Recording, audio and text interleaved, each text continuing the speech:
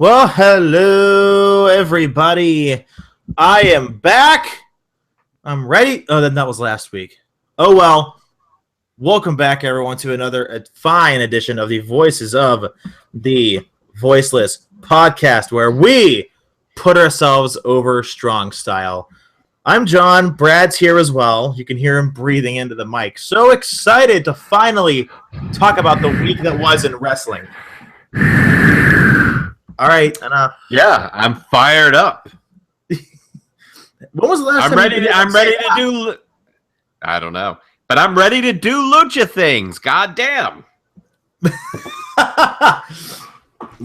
And let's everyone, if you can, please send a tweet to Kalisto to let him know how much you love him and you want to do lucha things to him. He needs it after what he had to go through, and be there too. What did he say? He was going to shock the world, and he's there for a reason, and then to do lucha things. Was that it? Alone,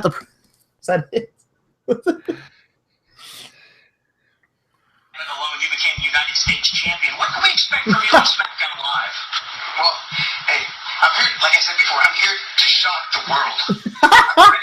I'm ready to show my lucha art inside and outside the ring. But first of all, I can't stop thinking about Baron Corbin being on Smackdown. I get to have my revenge. Sound scared? Hey, like I said, I'm here to stay and make a good lucha thing.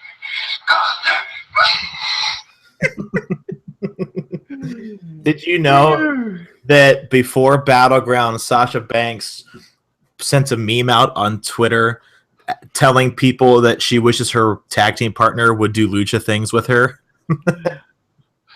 Yeah, it's that was a rough one. Do you think Randy Orton shit in his bags? He might have, because he does that. He does that to people. I would never leave a handbag or a purse around Randy Orton. Ugh, you can't. You can't do it. It's bad news for everybody. So, I mean, how do you really start off talking about what happened in wrestling this week? Because, Brad, you being the negative Nancy that you are, the negative Nancy Benoit, if you will. My God. Yeah, we just started this podcast, and you're already starting with the Chris Benoit joke. So. Hey! It's better I do it now on a podcast than do it at a live event in Raleigh. Wait, I did both. Yeah, and have people give you the stink eye. No, because some girl named Brenda was staring at me because I made whatever. Whatever. No. It was a great week in wrestling. Can you admit that? I can admit it. I think it was an exciting week. Yeah. Okay. It was definitely a good week. It was an exciting week overall, I would say. Yeah. So how do we start off right? How do we start off? Well, I guess let's talk about Battleground, right? No, something even better. Okay, what's better than that? Well, let's start off with Stephanie McMahon. Oh, jeez. Because we can't put the week that was in wrestling over until we put her over, right? We always have to put her over. I wish I could put her over my body. No, I don't mean that. What did I just say? And every teenager just went and looked up Stephanie McMahon on Google. Kids, if you do, look up the mid-2000s SmackDown. Anyway, so Stephanie McMahon, and I've never done that before, by the way. Stephanie McMahon did a Q&A on Facebook, which she's so known for. How droll of her. She did a Q&A on Facebook, and she was breaking kayfabe, quite frankly, and spoke about playing a heel on Raw and how she feels her character helps get the wrestlers over. That's why this is the best way to start the show by far. So we don't have a tweet of the week because Gary got fired. I fired Gary, and there is a story behind that. Okay, well, I can't wait to hear it. Let's talk about Stephanie and why she thinks she helps get characters over in our quote of the week. And I quote, "The better I make the babyface, the good guy or good girl look, the more hated I am, and the more I can ultimately make that person look more like a hero." Unquote. So if I wanted to get... You shouldn't do drugs. If you do them, you're bad. Because drugs are bad. Okay? If I wanted to get slapped around like a little bitch, I'd be a hero, right? Because that's the logic that I got. You would be. Think of when Chris Jericho got smacked a few weeks ago backstage by Stephanie. He was a hero, right?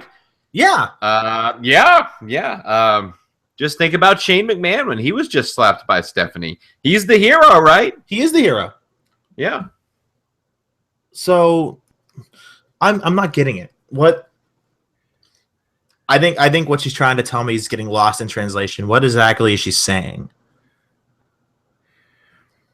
Well, I wish I knew because it makes absolutely no sense. It was actually kind of it was very telling to me because it just shows you how out of touch she is with the product and with the fan base. To think that, there's never a babyface that gets their comeuppance on her. They could actually make a star just by having someone not take her shit and give it back to her, because she's emasculated so much of the talent there that if they actually book someone to get over on her and stick it back to her, the crowd's going to love it. But they don't do that. Instead, she just uses Monday Night Raw and WWE TV as her one-man show, one-woman show to stroke her own ego. It's just absolutely ridiculous. It's like her own little personal playground. And is anyone going to tell her what to do? Well, I mean, I guess not. She's going to inherit the company, and she's a total bitch, according to a lot of people who have worked with her. So I guess not. They don't want to be fired. And it's her last name. Her last name dictates everything. And if you don't like that, stop watching the product, because it isn't going to get easier. Then again, Bradley, I tell you what, wrestling this week was exciting. So right before we get into that, we have Battleground to talk about, then Raw, and then Smackdown. But first, talk about Gary. What the hell and for those of you who are new to the podcast, Gary's been the one that's been our personal helper for the last, I'd say, several weeks. And now he's fired. What happened? A long time. And this, I have to be honest with you, this was a difficult situation for me. Mm-hmm. Okay, this was an uncomfortable situation for me. And so Gary wanted to get lunch with me, okay? Gary lives in the Raleigh area. He wanted to get lunch. We go to lunch. I have to take a leak. And I'm taking a leak at the urinal. And Gary follows me into the restroom. And he also had to go pee, quote unquote. He goes to the urinal next to me, which violates the man code instantly. Yep, you had to have one urinal separating between men. Of course, everybody knows that. Well, then I look over, and the next thing you know, Gary is looking at my cock. He's looking at my cock. Now, granted, he was sucking it, but he was looking at my cock. He's not supposed to do that. You're messed up. Go home. Get out. Yeah. I bet you've been waiting for hours to tell that story. You're sick. That's actually true. You're disgusting. Oh, god damn, pal. That was great. And we just see, I've got huge grapefruits. And I love dick jokes. We just lost 98% of our viewers. Just like that. Yep. All right, so next week on the Voice of the Voiceless, because there's only going to be one of us, it's going to be him. Enjoy yourselves. All right, so in all seriousness, after that, whatever the hell that just was. Well, but wait a minute. Now we need a new intern to put our agenda together. All right. And I think it's only fair that we hire someone and in that they know that we have a strict sexual harassment policy. Is that right? But okay. That's right. We sexually harass all of our interns and they have to put up with it.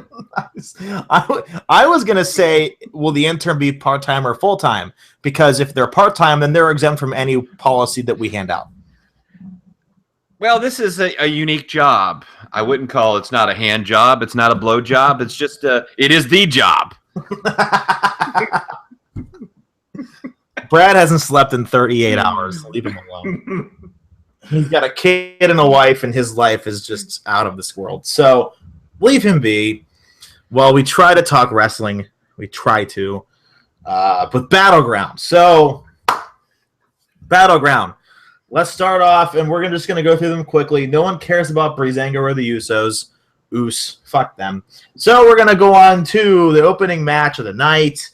Sasha Banks and Bayley, who was her mystery tag partner, versus Charlotte and Dana. Good little match. They did what they had to do. Bayley got the biggest pop of the night, I'd say, and filled the role properly. I have no complaints about this. Yeah, I thought Bayley's biggest challenge here was getting her shirt off on the way to the ring. Mm-hmm. That seemed to be a little bit more of a struggle than wrestling Dana and Charlotte, but it was a really cool thing to see her come out and partner with Sasha Banks, and the match was fine. Dana's terrible. Yeah. The thing is, I mean, it's just so weird to me because now we know that it was a one-shot deal. She's probably going to come back, more towards the beginning of the fall, like August, September, whatever. But man, they had the momentum. The crowd popped huge. Why can't they capitalize on that? I think it's a mistake, but we found out why it was a one-time thing the night later. So it all made sense in the end of it. And you weren't just going to have Bayley tag with Sasha and then go to SmackDown. It wouldn't have made sense. Or were to be in a feud, not including Sasha. I'm with them after what happened. Well, SmackDown could use Bayley. Yeah, but I don't. Do you honestly think that Bayley is going to be on Raw, or on SmackDown? I doubt it. I don't know, but when you look at Raw, they have Sasha Banks, they have Charlotte. They have all the featured women's wrestlers essentially on Raw. They need a big star for the women's division on SmackDown. I think Bayley would be a great fit. And she might. I mean, I think she'll be in the main roster, like you said, in September. So we have to be patient. I think it's going to happen. Moving on, the Wyatt family, and I called this. Wyatt family beat the New Day in a non-title match. Bray got the pin on Xavier. Momentum for the Wyatts, yet they didn't capitalize on Raw SmackDown. But what's new? Well, this was really weird to me, right? Because I thought the New Day would win, and I thought they would win because we knew they were breaking up the Wyatt family. Yeah, and so it only made sense that when you've got the New Day staying together, they're the tag team champions. They're not continuing a feud with the Wyatt family. This is the blow off, and the Wyatt family's ending. Why would they possibly go over the New Day? But look who got the pin. Bray got the pin. He needed momentum to be taken more seriously.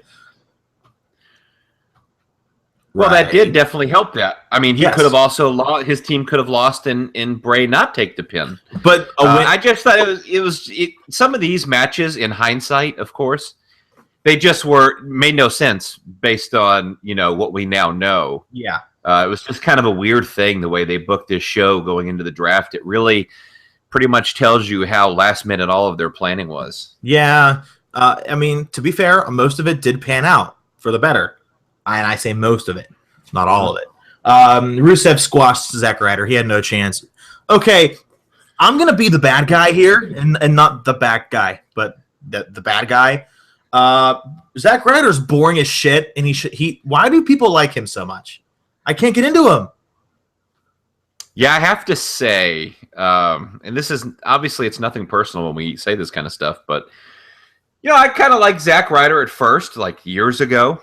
I thought he had some momentum. It was kind of cool. It was kind of all right.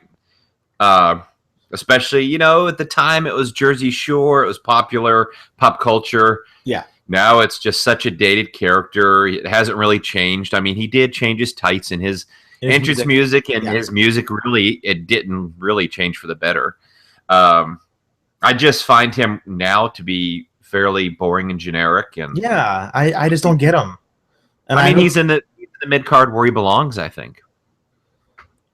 Yeah, but he should not be fighting for. He should never be in a main event again. Sorry. And if you disagree with it, fight me. I don't care. He's boring. He's boring as fuck. He is. He's boring as shit. And nothing can. I just don't see it. I don't. All right. Natty beat. No, she didn't. That has to be incorrect. So the Intercontinental Championship match, The Miz and Darren Young. All right. Let's get this. It was a no contest, but it was totally. It was confusing, right? Because they indicated it was like the Twitter account of WWE indicated at first it was a count-out victory for The Miz. Mm-hmm. Because Darren Young had the crossface chicken wing on. No, he was attacking Bob Backlund or whatever, so he was counted out. Okay, here's the bottom line on this. This was overbooked. Absolutely. You know, I thought this was probably the worst match of the night. I think it was overbooked. I thought they actually had a better match before. Like, this was just a miss to me. Yeah, it had promise, and the two of them were good workers. I mean, let's be honest. Darren Young's not that bad. He's better than average. He's not bad. He's in great shape. The Miz, of course, I'm a fan of, but it just didn't seem to click at all. And I thought the ending was just, again, overbooked. I didn't like the ending. It was overdone, and it was confusing. How about when you end a match, you have an announcement as to the result of the match? Imagine that. What a concept. I know. I don't know what's going to happen with that. It looks like they're done. Well, you know, with that. They're on different brands. Darren Young is on Raw. The Miz is the champion on SmackDown. It is over then. It's done. Yeah. But wait a second. No. Yeah, no, I'm thinking of Zack Ryder again. Sorry. You're right. Doesn't matter. Darren Young will be great again somewhere else. The Club Sandwich took battle against Cena and friends. And, well, let's just say the club was closed down. They lost again. Cena, I will say this. In the loss, AJ Styles was put over pretty good in a losing situation. Sure. You know, the fact that Cena can't beat him with an FU, which they, again, made clear, or an attitude adjustment, whatever you want to call it. And it took an attitude adjustment off the top rope. So they're really putting over AJ Styles as a serious threat, and it's difficult for John Cena to beat him. I think it's leading to a match at SummerSlam, and AJ Styles has to win that match totally clean. Yes, absolutely. Absolutely. I mean, because he's being phased out. He's doing the Teen Choice Awards. Yeah. He's doing these other sort of deals on TV. Yeah. So he's slowly starting to phase out, and now is the time they need to start using him to put a couple of top guys over. Looks like AJ is going to be the start, and their feud is definitely going to end at SummerSlam. And you're right. He has to have Styles go over clean. No choice. Absolutely none. RKO, Randy Keith Orton, he's back. He was on the highlight reel. And what do you know? The two-time wellness policy violator took a shot at the one-time wellness policy violator, technically. And what do you think of that? I loved the segment between him and Chris. They had really good chemistry together. They do in the ring and outside it clearly. So I thought it was a hit for me. I loved it. But that shot at Lesnar, it was a part of the script. That was a planned spot. Yeah, I thought Chris Jericho was great here. I thought he was in his natural type of role that he really does well in. And so he was totally on for me. It was great. I would have liked to see Randy Orton be more serious. I mean, I thought he was so affable, so goofy. He was just not serious enough for me for when you're trying to put over a match with no backstory that you're trying to sell as a big match coming up at your next pay-per-view. So I didn't feel there was enough seriousness there. The shot was fine. Of course, it does bring attention to the fact that their wellness policy has bullshit. Holes in it like Swiss cheese. I mean, the part-time guys get away with it. They're not tested. Imagine poor Billy Gunn, who was failing. He failed a drug test in a powerlifting competition because he had an elevated level of testosterone. Mm-hmm. He was a trainer at NXT. When they found out about it, months later, they fired him. And Brock Lesnar fails a UFC drug test twice. And he's on basically an anti-estrogen. Double secret probation. So he doesn't grow tits after a nice cycle. And of course, nothing happens to him because he's a part-time talent. And frankly, he's a bigger deal than Billy Gunn. So you got to love the message it sends there. It sends a terrible message because the truth is Brock Lesnar pretty much knows now he can do whatever he wants. Yeah. Well, if that didn't just confirm it for everyone. I mean, and you bring up a great point. Poor Billy Gunn. He got so fucked in that whole process. Now, why would he ever go back to that company? Honestly. Yeah, I don't know. It's a great question. They've got different rules for different folks, and bullshit, I guess that's life, but it's stupid. You're right. And going on to something that's not stupid, I present to you the gift of Dean Ambrose because he kept his championship clean, motherfuckers. It happened. He's on fire. This really made the pay-per-view for me. I thought this was a huge triple threat match, one of the biggest in recent memory in the WWE. And, it was something I was really looking forward to. I was pretty sure Dean was going to lose the title. Yep. So this was a big surprise for me, just like Money in the Bank when he won.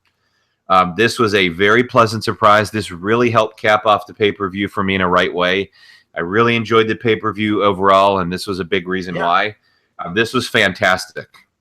Yeah, well, the match was great. The ending was great. And I thought they did the right thing by putting a guy over and not letting him lose the strap a few weeks later, and then giving that boost to having, the WWE Championship on SmackDown. So I thought it was the right move. Yeah, no, I could not agree more, and I'm so glad they're letting Ambrose actually run with it. Two things I noticed. One, Roman took the pin again. It's a punishment. It is. We're going to talk about that on Raw more in depth as to why. And we didn't even talk about the best match of the night. Kevin and Sammy, my favorite. Well, that was the second best match to me. No. But it was very good. I disagree with you. Match quality, Owens and Zayn hit it out. No. Do you really think the triple threat was better? From a pure wrestling match. I can't. No. You bring up valid points. So let me explain. So if you look at a one-on-one match, in-ring work only, Owens and Zayn, you can say, had the better match. Now, what we know, a triple threat match is very hard to pull off. Of course. So when you look at a 1-versus-1 and a triple threat, it's like apples and oranges almost. It's much more difficult to have a good or a great triple threat match. That being said, I think they absolutely did. It was for the championship. It was the main event. It's the biggest faction in recent wrestling history, all facing each other. So I thought all of those elements combined made it a bigger and better match. But when you look strictly just at match quality, wrestler versus wrestler, yeah, Owens and Zayn was better in that regard. Now, did it kind of feel like, and I know I'm comparing one of the biggest matches ever to maybe one of the best matches in recent memory, but it was HBK and Flair. Whenever HBK went for that super kick and said he loved him and then hit it with him. When Zayn went after he hit that first haluva kick and he just picked up Owens' limp body and just held him there and stared at him for a moment. I think that really sold the match on me because you don't see that too often. That was raw emotion going on there. That was great. They need more of that. I really liked seeing that edge where Sami Zayn kind of snapped. And he looked at him, a guy he's known since he was a young child. He held him up, and then he fucking hit him again. Yeah. And that was great. Here, and so you want them to do it more. The problem is they don't write stories like that anymore because there are none available, or just they're not that creative.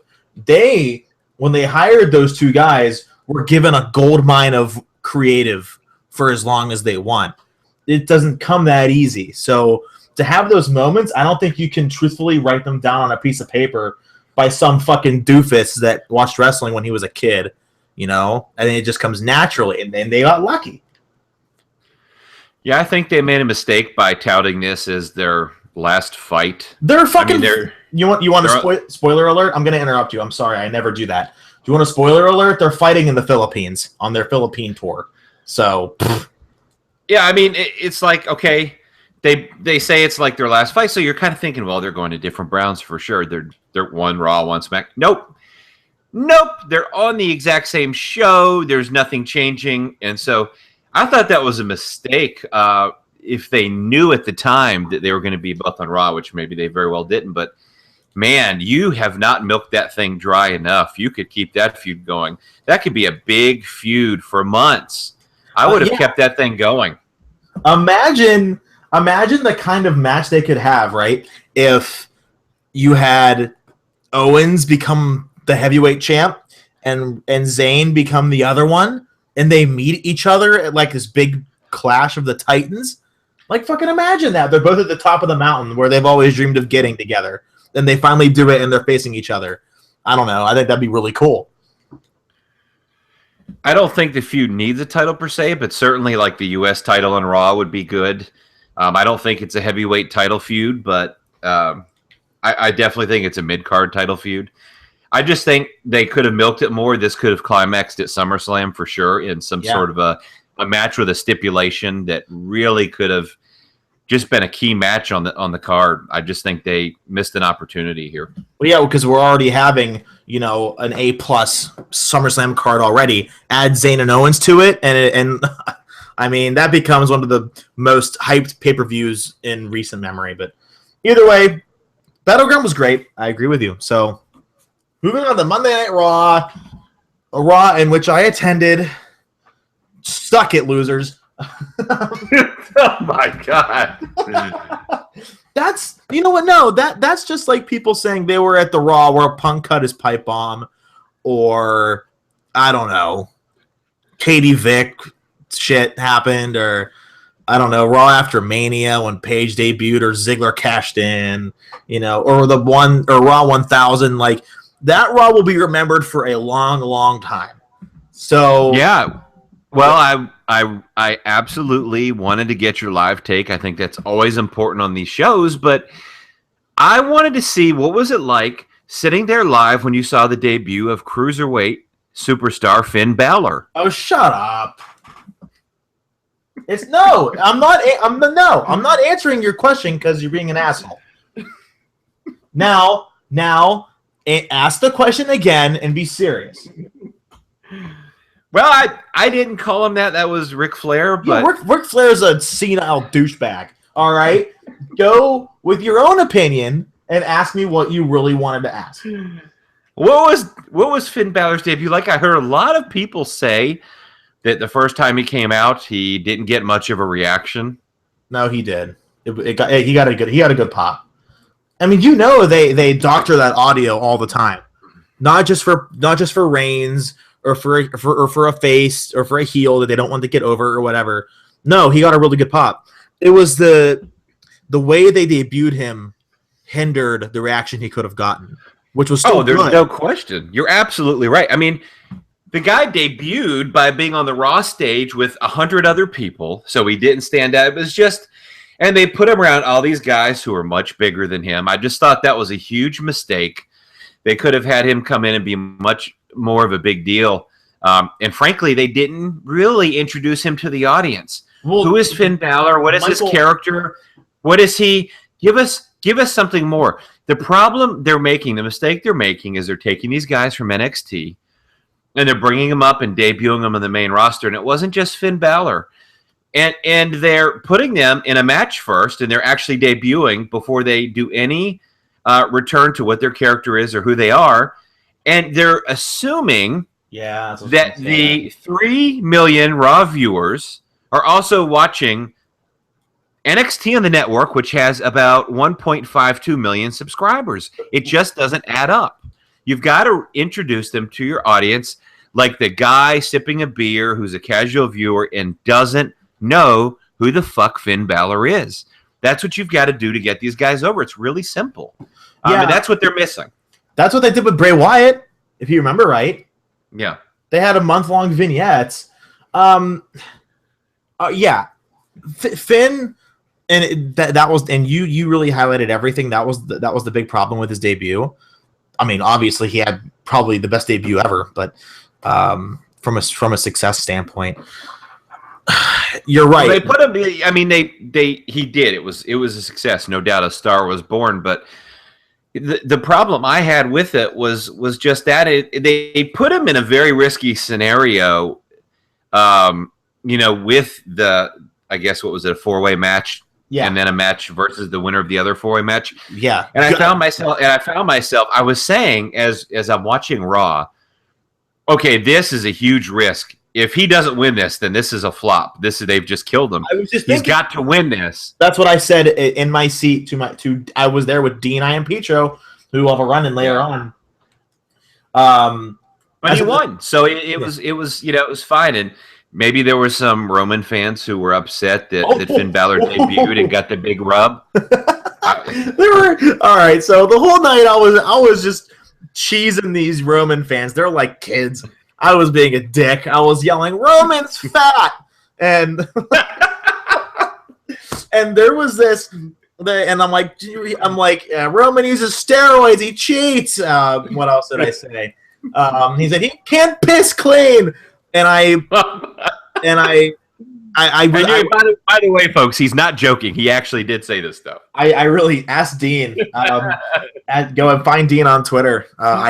He was right next to me the whole time, and I was PG. I didn't swear because I am respectful around kids at sporting events and whatnot.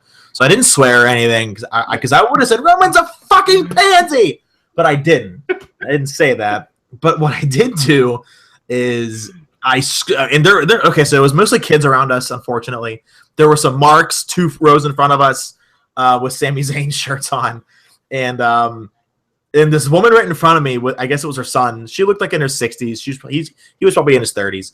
I screamed at the top of my lungs during Roman's fatal 4-way, "Roman, you suck!" And she turned, and I'm on my phone. I'm taking a picture of something. She turns around, and I didn't hear what she said. She gave me the worst look in the world. And so later on, and everyone was bad talking me when Roman won the fatal 4-way, and I called the spot before it even happened. I'm like, all right, there's the spear. Boom, there's a spear, and he wins. 1, 2, 3. Everyone looked at me like I was Nostradamus. So near the end, whenever Finn pinned Roman, I said, "That's what you all get. Screw you!" And they all walked out of the arena. How about Roman Reigns' whiff job on his Superman punch on Chris Jericho? He shoves Jericho so hard that he knocks him down, and then he goes to hit the Superman punch. Yeah, and Jericho's already on the ground. It was pretty ridiculous. And I looked at Dean, and I'm like, botch, or was that on purpose? and then no. Jericho immediately gets back up and he hits it. I'm like, okay. Yeah. But yeah, I will. Well, I was gonna say Roman is noticeably, now that he's off the stimulants, Twinkies, dude. The guy has gained a good 10 or 15 pounds of fat. Yeah, he has. I mean, it's a bigger vest. Yeah, I mean, he really has gained weight, and he's filled out and not in a muscle way. So, because I mean, at this rate, it's speeding up his central nervous system, and he's doing cardio, and he's all worked up, and he's burning calories that way, and now he doesn't have it. So now he's getting back to that Rikishi weight, that Samoan Alpha. And Samoans are naturally big people. That's not a stereotype. That's not, is that racist? I don't know. No, that's just genetics. Samoans are bigger people. They have bigger muscle mass. They're just big people. Yokozuna, I rest my case. But You come on. Well, I would just think, yeah. I mean, at this rate, that vest is never coming off. No. And look at the Usos. They're a little chunky, but they accept it. They wrestle in fucking t-shirts. Yeah. I mean, it's at some point, first of all, he's a babyface wearing a vest that's a protective vest that would help him gain an unfair advantage in a match, which, first of all, is just terrible psychology. D'Lo Brown was a heel champion and wore a protective vest when he didn't need to. That's right. And he used it. He used it to cheat to win, right? So Roman has got the vest as well. And so I'm thinking these guys are chopping Roman. They're hitting him to the back in the chest with this vest on, and he's selling it like he's not wearing a vest. It's just kind of ridiculous. So, I mean, it's the vest has got to come off. He's going to be a top guy. Then how can he be wearing a t-shirt and a vest? And it just. Yeah, I mean, they've got to stop making excuses for this guy and giving him crutches. I think they're done making excuses for him because, look what happens. And let's discuss, and before we get into SmackDown, the Universal Championship. I'm not against the name. I give it time. Give it time. You might like it. Just be patient. We'll see what happens with it. Do you hate the name? I don't hate it. I do. I hate it. Why? I have to be honest. I think it sounds very cheesy. It sounds really stupid. I mean, I think I could remember like 2 instances where old school promotions, I think in Puerto Rico, they have a Universal Championship. Was it the Cologne's promotion? And then when Mid-Atlantic changed their name to like the Universal, whatever it was, when they changed they had a Universal Championship. So I can think of maybe 2 instances ever.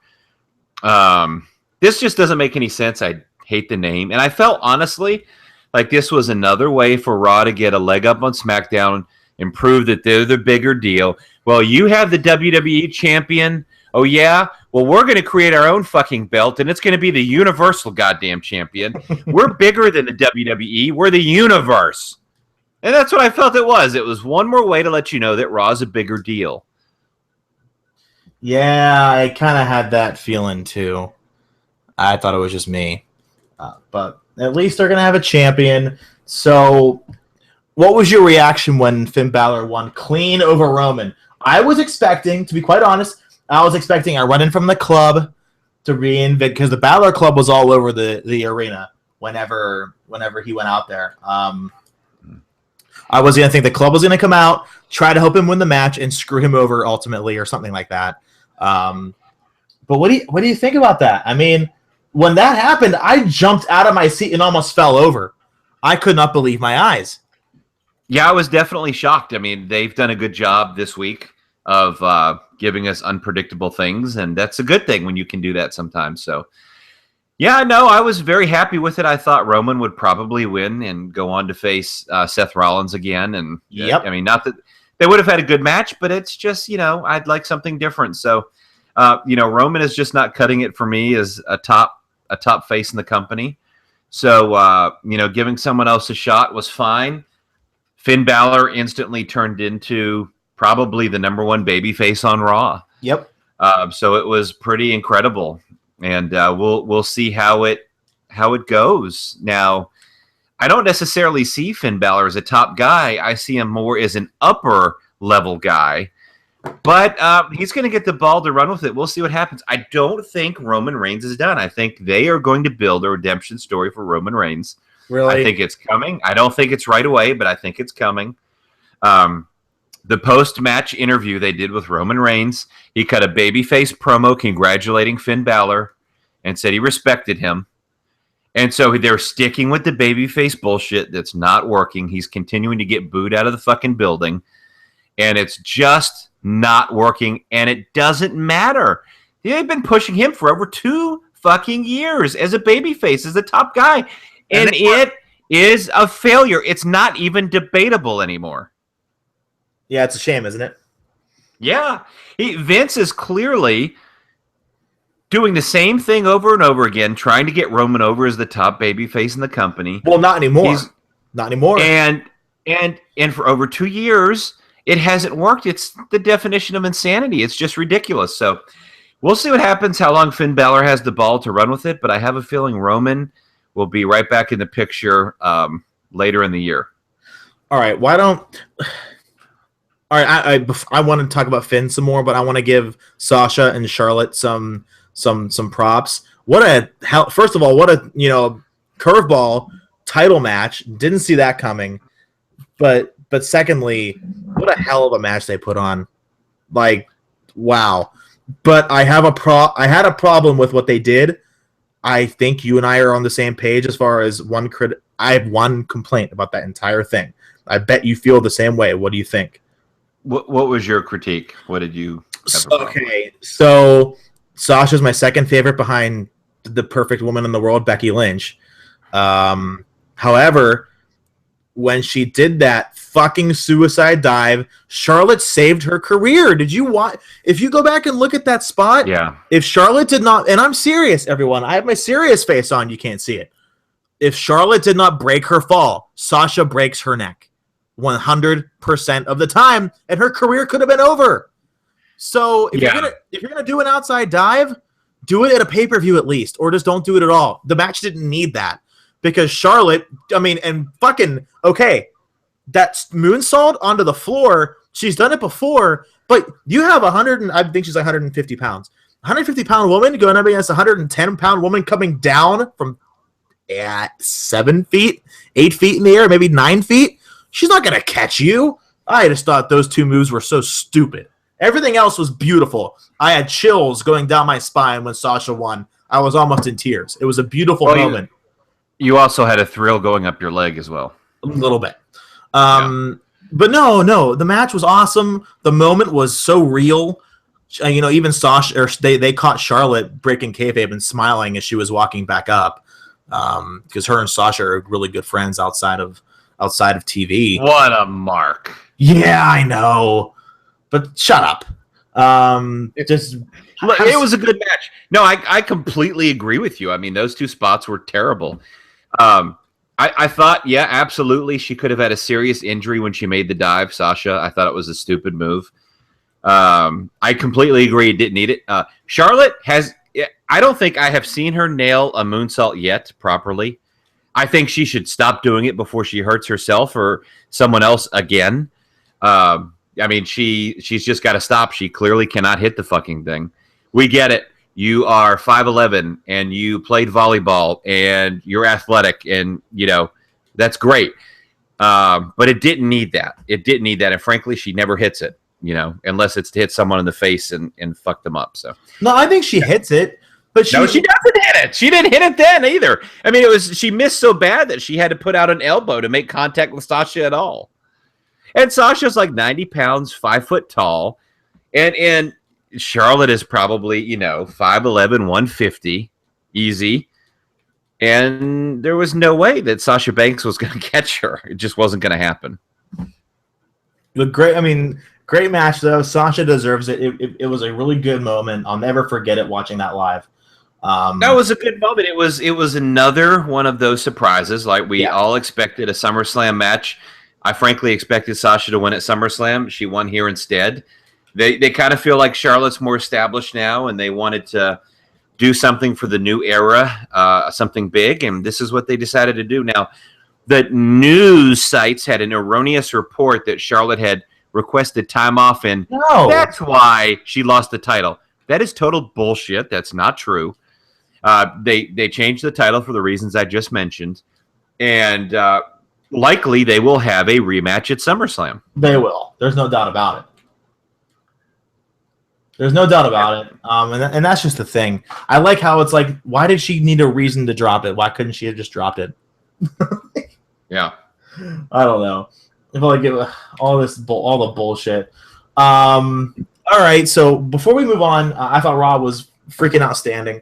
Braun Strowman is now my spirit animal. He's a man among men. My God. I laughed my fucking dick off at his entrance. Braun. It's like a roar from Godzilla. Christ. What a shit show this guy is. Dude, come on. He's one of your favorites now, isn't he? He is going to kill someone with that reverse choke slam.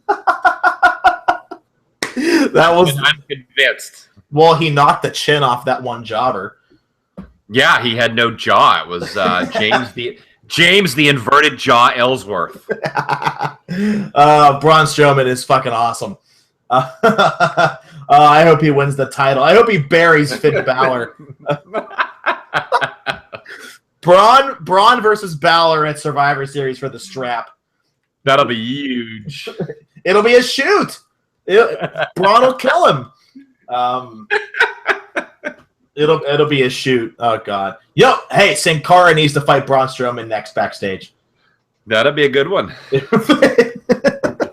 All right, so let's talk about Finn before we go into SmackDown, because there's really not much to talk about on SmackDown.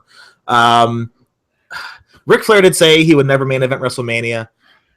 I think Finn is one of those exceptions. Shawn Michaels, because I think he might be an inch shorter than Shawn.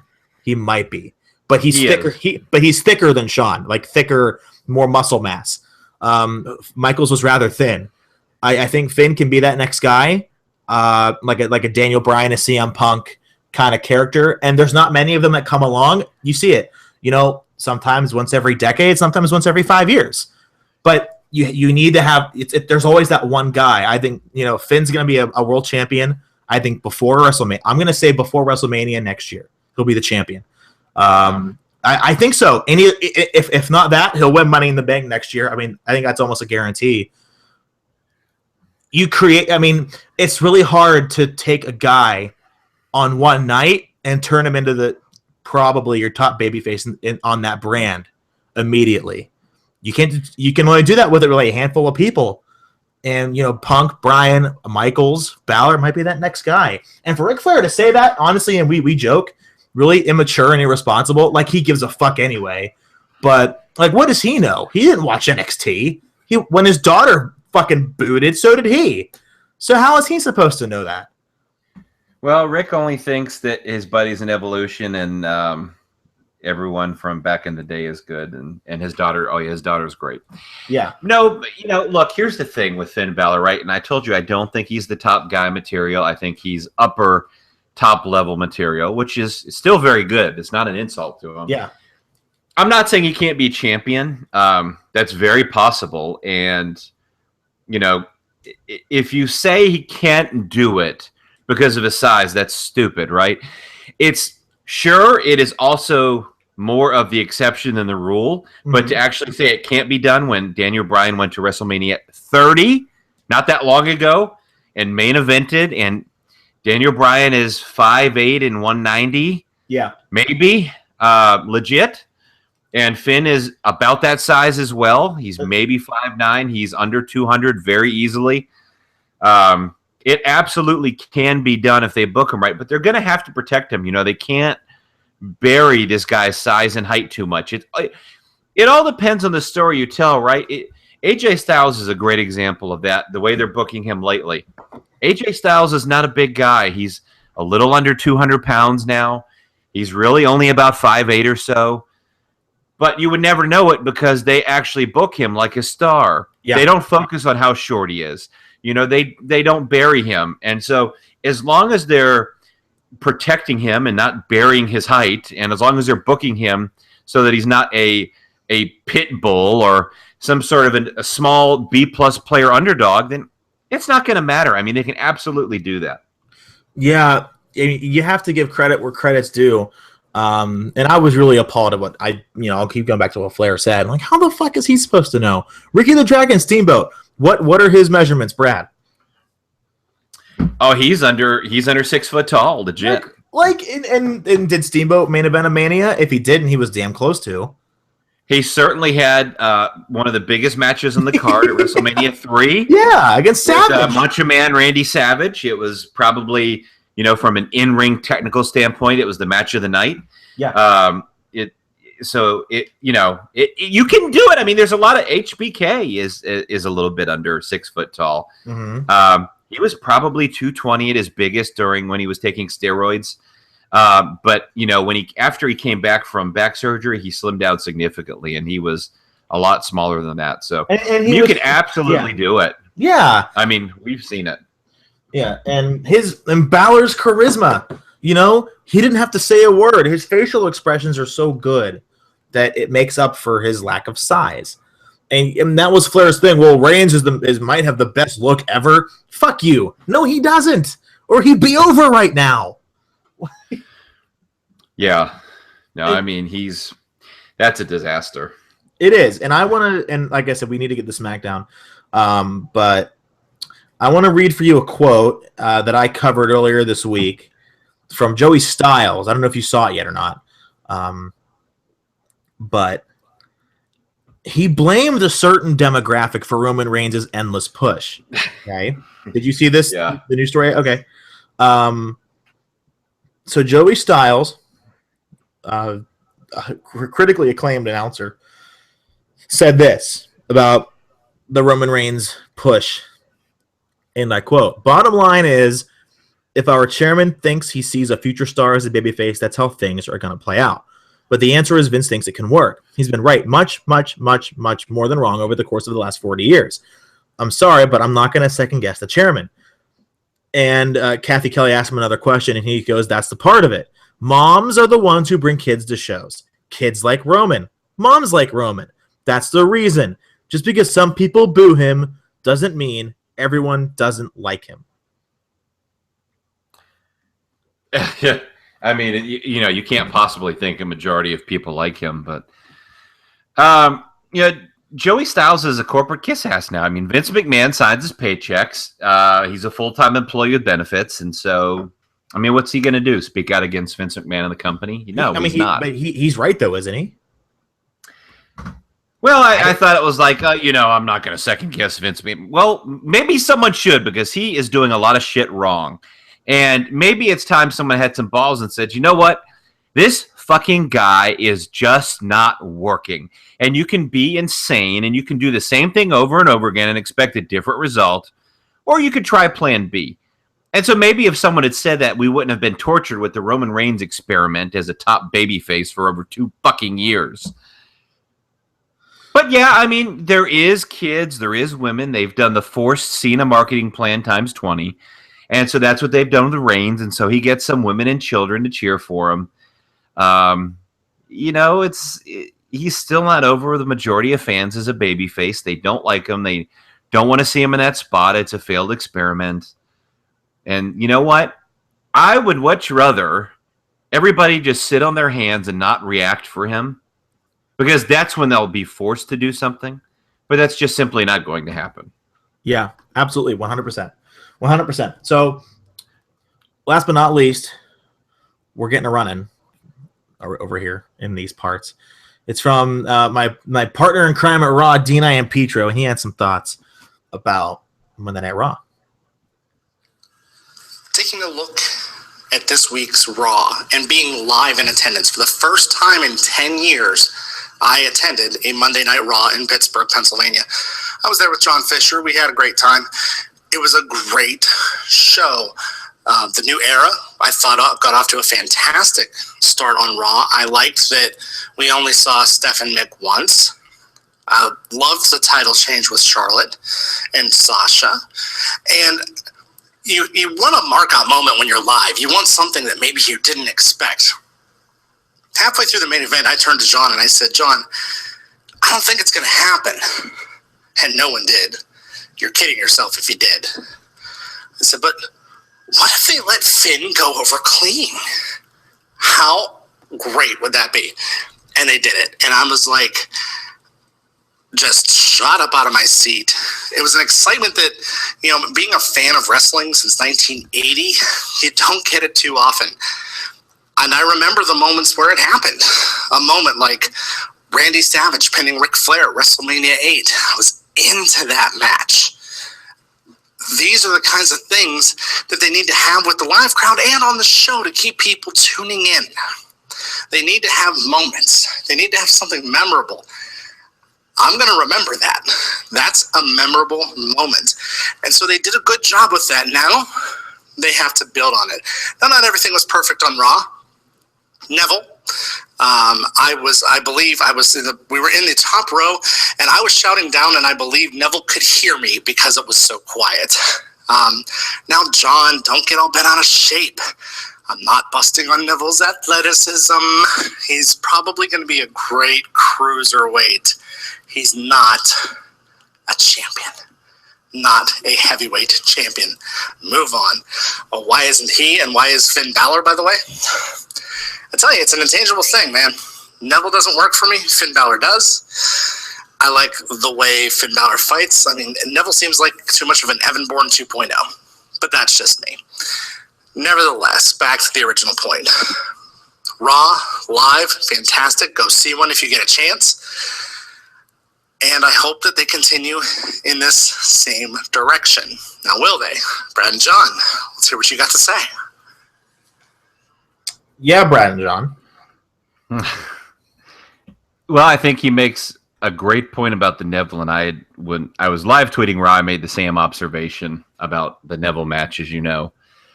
I mean, you could have heard a mouse fart during that match. I mean, that match was that mouch, huh? Mouch, whatever. It didn't matter. Just like what I'm saying doesn't matter. That didn't matter. It was nothing. I think he's right. Neville's not. He's definitely not world championship material, and maybe he's a mid-card belt. I just think if you're looking to start a cruiserweight division and you need a veteran talent that the people know that can work that style well, Neville would be a very good known entity that they could use in that division and on Raw. I think that would be a good idea. And frankly, you saw him in person. He's a very short guy. He's very short. He would be a hell of a cruiserweight champion, though. He was a really good heel in NXT. Really good. Yeah, he's very built. He's very short. He works the kind of cruiserweight style that they like. I mean, I think he would be a very good fit for the cruiserweight division. And you know, people say, oh, well, it puts you in a box and blah, blah, blah. But look at UFC.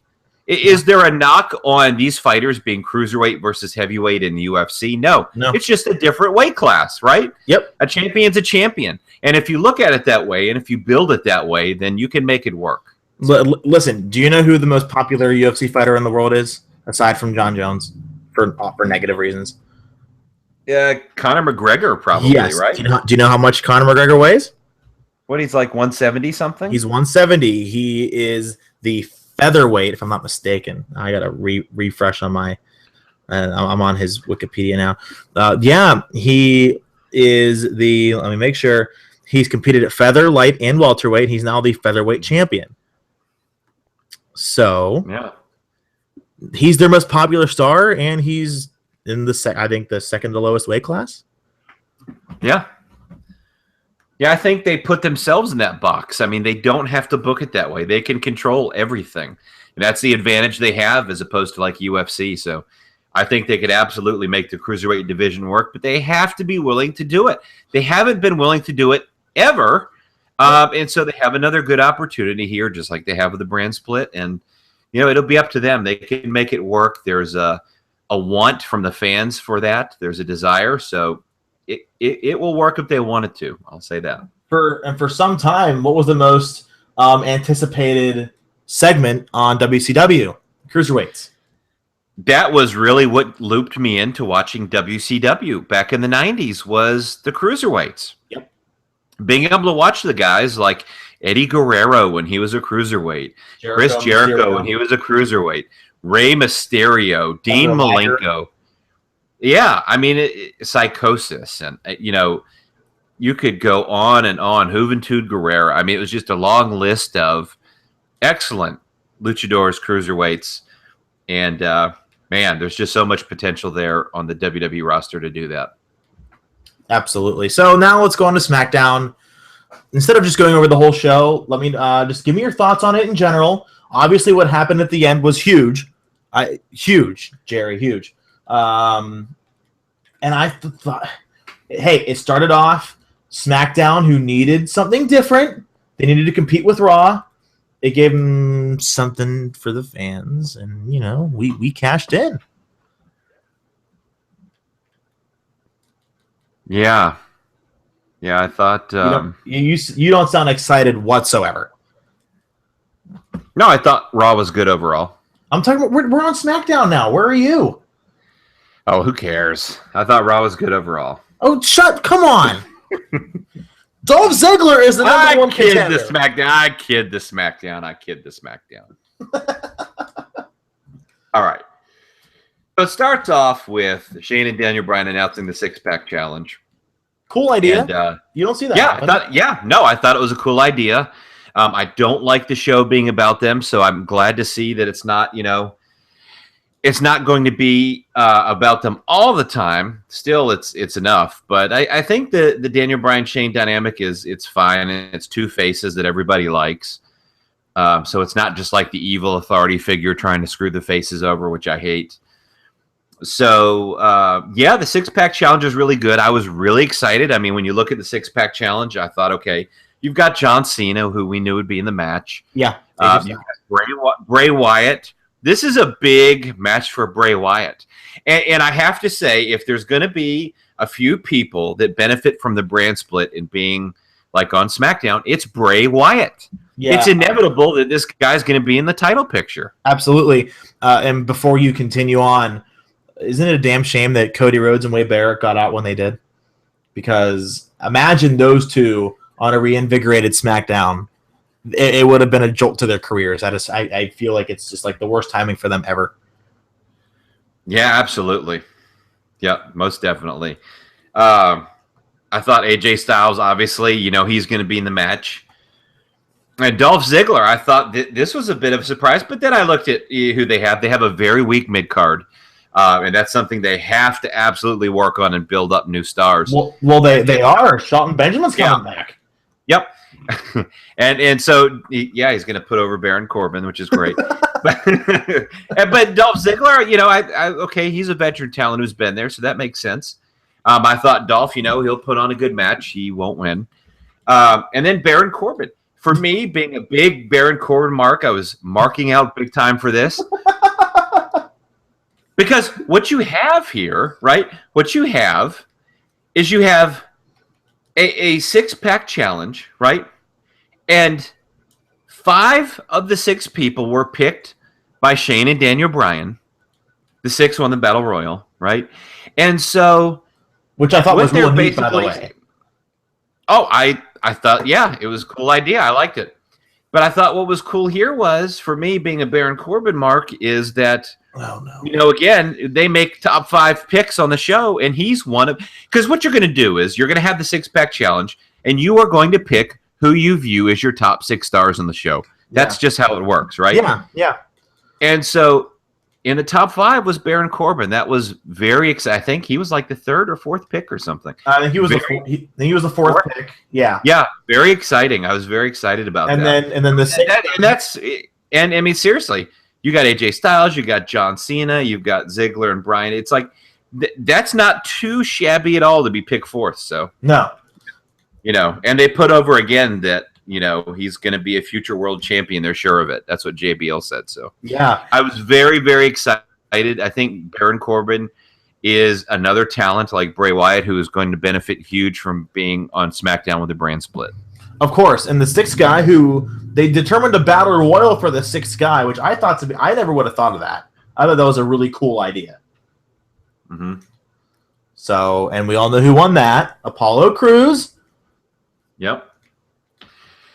He didn't come up short this time, even though he is short. But no, he won, which is good. I mean, that was another new era star, a fresh face. So I thought that was good. Yeah, absolutely. Absolutely. So then you have what? I was just worried that they were going to go back to the Kane well, to be honest. Oh, so did I. I'm so glad they resisted that temptation. Because it was one. Absolutely, it was. Yeah.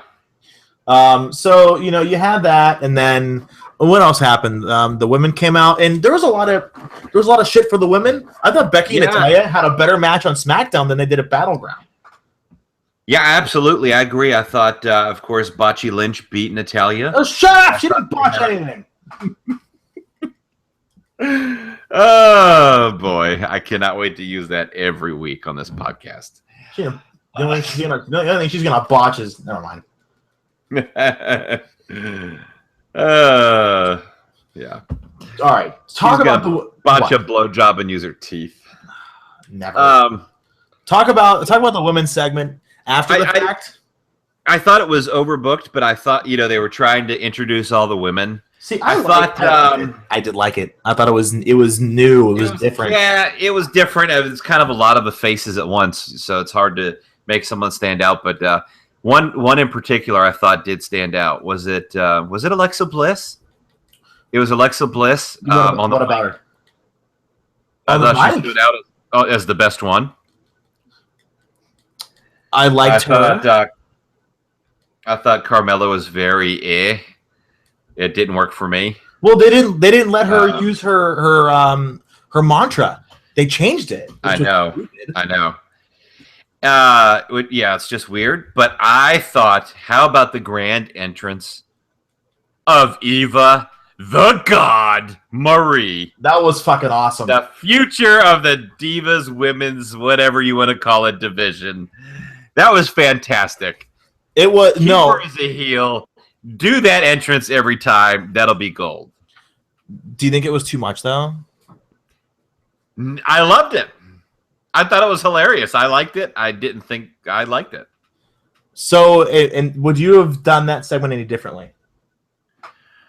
Yeah, I probably would have. I would have introduced them in a couple of different segments throughout the show, just so you don't have so many new faces. You're getting like quite a handful of faces all introduced to you in one segment in a short period of time. Some of them are new from NXT.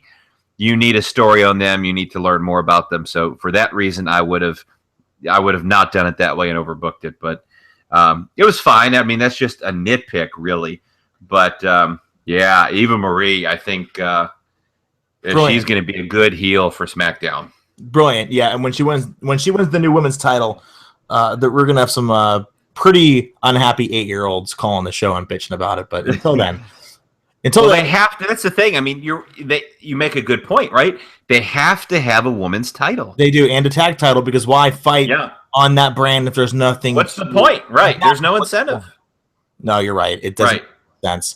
So moving on, Shelton is coming back. I hope he brings his mom because she's lovely, and we're gonna see him job out to Baron Corbin. You're right, that will happen. And yeah, you're gonna need an extra pair of undies when you watch that match. So until that happens, be ready. He's coming back, I think, in a couple weeks. So 2 more things left because we've been going on really long. And honestly, I'm getting tired of your voice. We have American Alpha coming next week. I thought that was really good how they teased their debut. And people were bitching at me on Twitter talking about how, they're not here yet. They're not. Well, that's the point. They want you to watch next week. Of course. That was a stupid complaint, right? Exactly. I mean, the only thing I would have done differently is not have them on the ring in the beginning of the show if you're not going to use them. Just don't have them there at all, right? I think that would have been the most logical thing to do. But saying, hey, these guys are here and they're debuting next week, that's a hook for you to fucking watch next week. Absolutely. So take your fucking Adderall, your ADD ass, and you know what? You don't get what you want all the time right away. The customer's not always right. This isn't fucking Burger King your way right away. You're going to get it next week, and you're going to have a reason to watch, and it'll be cool to see. So just relax. Absolutely. And the main event to close out the crazy week of wrestling that we had, Dolph Ziggler, my man, to show off, steals your girl and your STDs. Dolph Ziggler, he made a statement, and it's about damn time, too. Yeah, I mean, I was totally surprised by this, to be honest. I mean, I expected Bray Wyatt to win. So did I, because he was the only heel. Yeah. Well, and honestly, sorry, Brad, we knew Corbin wasn't going to win. So, hey, I wasn't unhappy about that because they really went out of their way to make him look strong in that match. Yeah, they did. They did. The announcers put him over. He dominated most of the match, actually. So he looked very strong. I was happy with that. He's not always going to win right now. It's so early. So he looked strong. He was put over well. I was very happy with that. I thought Bray would win. Ziggler won in a shock, and I loved it because It's something different, right? They're trying something new. And so, Jesus Christ, give them a break. Let them try something new and see how it plays out. And I think him and Dean are going to have a good match. They've had good matches before. Now, the big complaint people are saying is about Dolph Ziggler. You know, he's been booked so terribly recently. So you look back at Dolph Ziggler, his pay-per-view or special event resume in 2016. Okay, let's take a look. Let's go back in time. Royal Rumble. Entered 28, lasted 7 minutes, 10 seconds. Eliminated 0 people and was eliminated himself by Triple H. Fastlane. He lost the Intercontinental title match against Kevin Owens. Roadblock. Not booked. WrestleMania. Lost the 7-man Intercontinental title match that Zack Ryder won. Payback. Defeated Baron Corbin on the pre-show. Extreme Rules. Lost to Baron Corbin on the pre-show. Money in the Bank. Lost to Baron Corbin on the main card. And Battleground. Not booked. So yes, there is a serious consistency problem here from 0 to 60. But here's what I would say. Just give it a chance. This is a reset button, right? This is a reset to give guys a new chance. We know they have fucked up the consistency. Let's give them a fresh start from here and see what they do with it. That's what I would say. Wow, you took the words right out of my mouth. They just want to see some because wrestling really is just a step away from reality. So I really dug what they're doing. And people find a reason to bitch. And I fucking, fuck you. I hate people like that. If you don't like wrestling, don't watch. Go fucking watch Grey's Anatomy or some bullshit. Like, get away from us. Okay, I mean, we got to really be honest with each other. That was a fucking Mark-friendly week of wrestling. And I don't know how long it's going to go. And I have a bad feeling that if it becomes too Mark-friendly, they go away from that good balance of we give the Marks what they want and we do what we want. There needs to be a fine line. Yeah, absolutely. They should always be trying to expand their audience to casual fans, to the guy flipping the channel, or to the person who used to watch the product in the Attitude Era or a different time, you know, the golden era.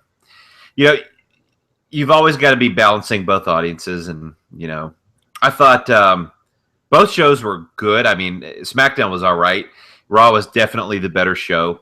Yeah. But you know what? I'm going to watch SmackDown. It's live. And, you know, it's got the guys I like. I mean, I like Shane and Daniel in charge. I love Baron Corbin. I like The Miz as an Intercontinental Champion. I'm a big fan of Shelton Benjamin, who's returning. I'm a fan of AJ Styles.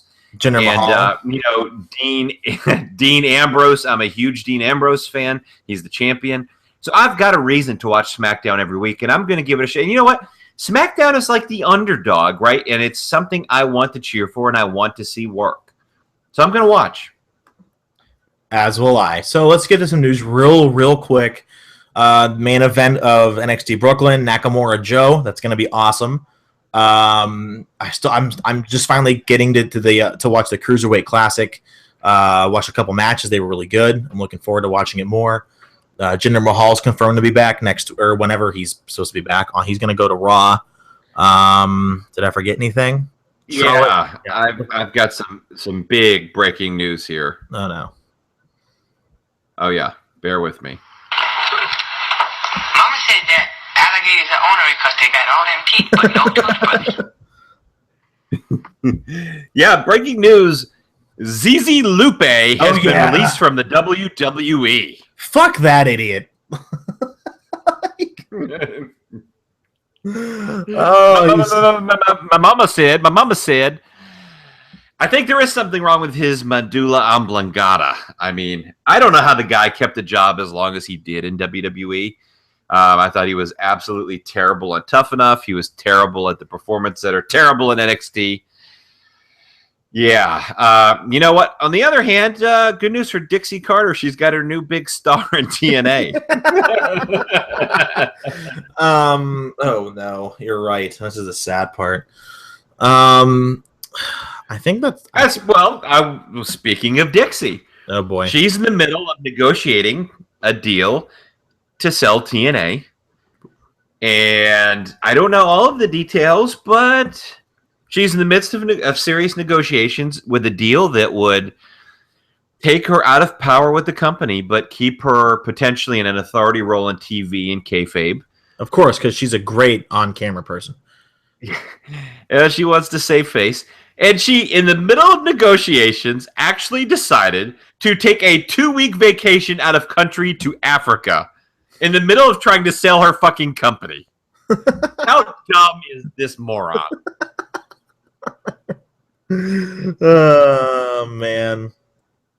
She's like the punchline that never ends. I know. If only she could get punched by a woman, because I don't believe in abuse, everyone. Don't jump to conclusions. And Alberto Del Rio may leave. Yeah, who saw that coming?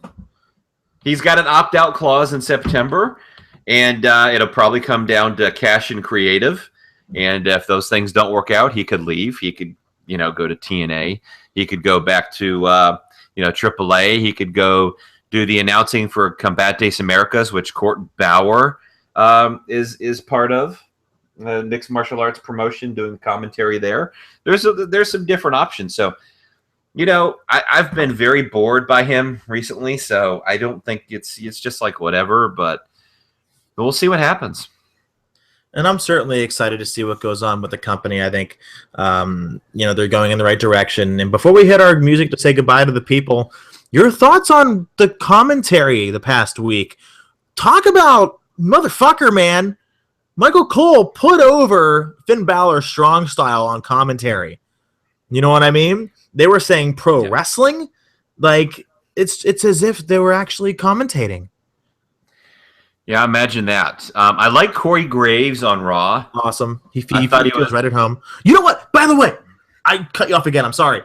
Did you realize, I doubt you did, that Corey Graves is a Pittsburgh guy, born and raised, and he got his start at IWC in town? He didn't even get like an entrance, his entrance theme, or he didn't even get like welcome back Corey Graves to Pittsburgh where he grew, nothing. He didn't get anything.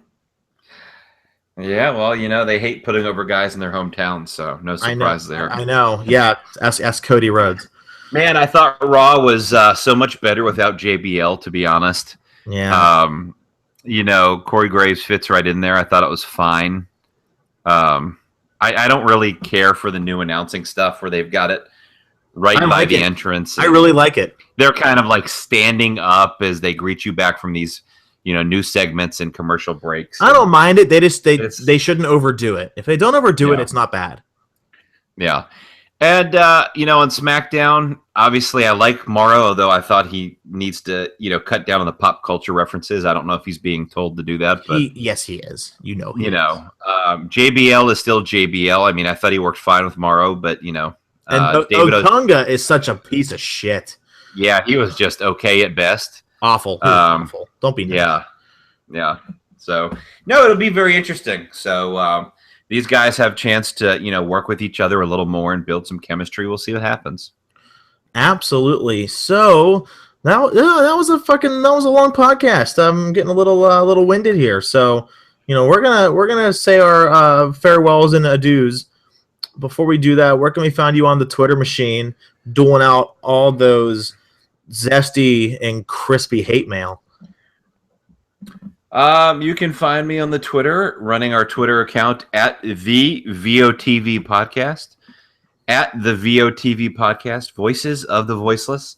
We're at about 1,200 followers and climbing daily. You'll see me. I'm the good-looking guy in the white tank top. Why? Muscular. Can you get rid of that? What happened? Look, I'm trying to boost our follower count, okay. And I very well can't post a dick pic. Okay. So I'm doing the next best thing. Okay, really? Why is your picture still there? I'm trying to get. Well, I did that so we could try and get verified by Twitter, right? Yes. And Twitter said, "Oh well, fuck you. We're not gonna verify you. The fuck are you? Fuck you, Twitter. Thank you very much." So I had taken it off, and then you said, "Oh yeah." Then you made the comment. I think it was last week that I'm the guy with the tank top. You can't miss it. So I said, "You know what? I'm going to change the picture back." So that's what I did. So it has been up there ever since, and I'm sure I'll take it down one day. But for now, You're welcome. Oh boy. All right. Well, I have a lot to plug now since I'm doing a lot more. You can follow me on the Twitter machine at Fisher Wrestling. Please follow me as I yawn. And dude, everything's free. Honest to God, follow me. It's free. It's not gonna cost you a damn penny. Maybe it'll cost you a penny in your data plan, but honestly, you're probably overpaying anyway because you didn't do enough research. Sorry, it's the truth. You can follow me there. Follow me on Facebook at Wrestling News Hub at 124,000 plus. Keep them coming. Keep them coming. We need all the support we can get. On Twitch and YouTube, The Hub HQ. THE, for those of you who can't spell it or wish not to. The Hub HQ. THEHUB HQ. I'm going to be doing a lot coming up in the next few weeks, and it's going to be a lot of fun. I'm sure it is. And then awkward silence. Yes, and if we're lucky, we might see me little Brad doing the thing. So yeah. If you thought the profile picture on Twitter was all you're going to see of me, I may give you a little bit more. I'm kind of like Ravishing Rick Rude when he took the robe off in the ring. Yeah, absolutely. I'm going to give you a little bit more with every pull of the robe. So yeah, before we go, it's the 2-year anniversary that for Finn Balor signed his contract with WWE. So that's exciting. And Austin Aries is wrestling Hideo Itami as we speak. Potential Brooklyn match. Yeah, sounds like a great cruiserweight match. Okay. There we go again. All right, well, let's end it on a short note. See what I did there? Yeah, you'll love it. We'll see you all next week. Don't forget, if you want to, we would love to start doing fan questions. Tweet at us, Fisher Wrestling, the VOTV podcast. Don't forget to do that. We'd love to interact with all of you. Drop your name. I'm really good at dropping. You don't even know. Give us some time. Try it out. Tweet at us. Anything else, Brad? I think that pretty much covers it. Follow us, subscribe to our podcast, rate us 5 stars. And yeah, put us over strong style. Get on Twitter, talk about us. Yes. Talk about how great we are. Please do. You need to. Really bad. So yeah. Do it. I can't end it better than that. We'll see you all next week.